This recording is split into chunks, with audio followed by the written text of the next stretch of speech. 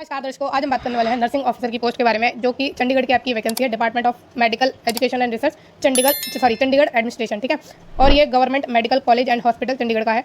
इसमें last date आपकी apply करने की 7 मई है। टोटल वैकेंसी इसमें 424 है, जिसमें से अनरिजर्व के लिए 219 है, 47 यानी 47 एससी के लिए है, 123 ठीक है, 123 ओबीसी के लिए है, 35 ईडब्ल्यूएस के लिए है, पीडब्ल्यूडी के लिए 16 है, ठीक है। ये आपकी वैकेंसी का नंबर है। एसेंशियल क्वालिफिकेशन की बात करें तो बीएससी ऑनर्स आपके पास होना चाहिए नर्सिंग में, ठीक है। बीएससी ऑनर्स नर्सिंग में होना चाहिए from a recognised university institute, या फिर रेगुलर कोर्स होना चाहिए इन बीएससी नर्सिंग का from a recognised institute university, या फिर पोस्ट बेसिक बीएससी नर्सिंग होना चाहिए आपके पास from a recognised university institute. साथ में रजिस्ट्रेशन भी आपको होना चाहिए एज ए नर्स या फिर nurse and midwife with state council, ठीक है, विद स्टेट नर्सिंग काउंसिल।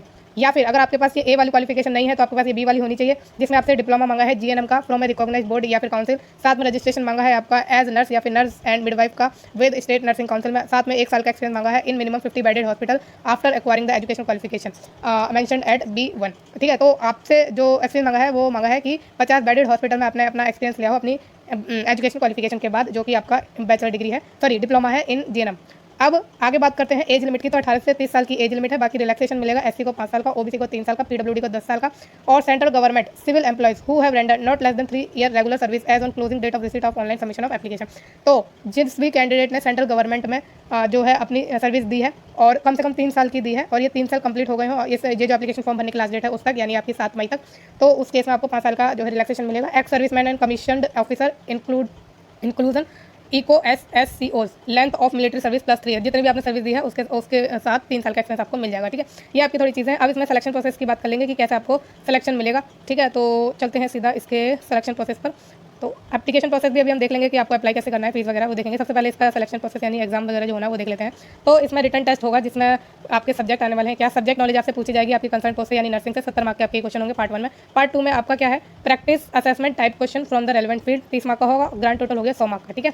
तो ड्यूरेशन आपकी 2 घंटे की है और मीडियम ऑफ एग्जामिनेशन इंग्लिश है। Minimum cut off for clearing written test नीचे दिया गया है, जैसे जनरल ईडब्ल्यूएस और ओबीसी कैटेगरी के लिए 50% है, पीडब्ल्यू के लिए 45 और एससी के लिए 40% है, ठीक है। Percentage will be applicable to both part 1 and 2, दोनों पार्ट में ये एप्लीकेबल है। और नेगेटिव मार्किंग है आपकी 1/4 की, यानी 0.25 की। और final merit list will be prepared only of those candidate who have qualified in both part of the basis of marks obtained in part 1 जो 70 मार्क का है, एंड पार्ट 2 जो 30 मार्क का है। Thereafter the candidate will be called for counselling as per their merit in the ratio of 1:5। तो इसमें आपका क्या है कि जो मेरिट लिस्ट आपकी प्रिपेयर होगी दोनों पार्ट के बेसिस पर होगी। पार्ट 1 जो कि 70 मार्क का है, पार्ट 2 जो कि 30 मार्क्स का है।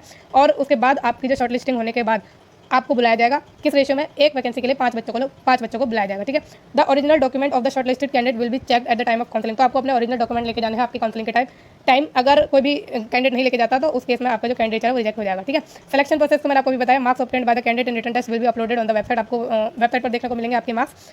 और आपका ये इसमें एग्जाम ही लेने वाले हैं और कुछ आगे है नहीं, काउंसलिंग होगी फिर उसके बाद, है ना। और qualified candidate have to fill part 2 of application process which will be available on GMCH website after declaration of result and upload copies of relevant certificate to determine their eligibility. तो आपको क्या करना है, आपको पार्ट 2 भरना होगा आपको जब आपका रिजल्ट आ जाएगा उसके बाद। किस वेबसाइट पर जाकर, GMCH पर जाकर, ठीक है। ये इन्होंने थोड़ा प्रोसेस रखा है जो आपको फॉलो करना है। आगे बढ़ते हैं और अब इसकी हम जानेंगे क्या। Selection will be made purely on basis of merit in written test subject to fulfilment of eligibility condition, ठीक है। तो ये आपका जो है मेरिट बेस पर ही आपका इसमें सिलेक्शन है, अदरवाइज और कोई इसमें खास प्रोसेस नहीं है। अब इसकी हम एप्लीकेशन फीस देख लेते हैं कि कितनी है, किस कैटेगरी के लिए। शेड्यूल कास्ट के लिए यानी एससी के लिए 800 रुपये है, जनरल ओबीसी और ईडब्ल्यूएस के लिए 1000 रुपये है, पीडब्ल्यूडी के लिए इन्होंने कोई भी फीस नहीं रखी है, ठीक। आगे चलें। अब एप्लीकेशन प्रोसेस आपको ऑनलाइन इसमें फॉर्म भरना है और कोई फॉर्म का जो है मेथड नहीं है भरने का। आगे चलें। अब ये चीज़ें हो गई हमारी कवर, और कुछ तो नहीं रह गया है, मैंने और कुछ ऐसा तो नहीं है जो बताया नहीं है। अच्छा, इसमें थोड़ा एक और इंपॉर्टेंट है कि टेम्परेरी बेसिस पर है बट लाइकली टू कंटिन्यू है, ठीक है। तो इसमें ज़्यादातर आपका कंटिन्यू ही रहेगा, टेम्परेरी बेसिस पर इन्होंने लिख दिया है, ऐसा रहेगा कि ये कंटिन्यू रहेगा, ठीक है। तो इस वीडियो को हम यही एंड करते हैं क्योंकि हमने सारी जो इंपॉर्टेंट इन्फॉर्मेशन है सब कवर कर लिया है। आपको ये वीडियो कैसी लगी है मुझे कमेंट में जरूर बताना, और चैनल को यानी government and private job alerts को लाइक, शेयर और सब्सक्राइब करना ना भूलना। अगर आप ऐसे ही और भी वीडियोस चाहते हैं मेरे चैनल पर जाकर देखिए, बहुत सारी जॉब की आपको अपडेट्स मिलेंगी। तो थैंक यू सो मच।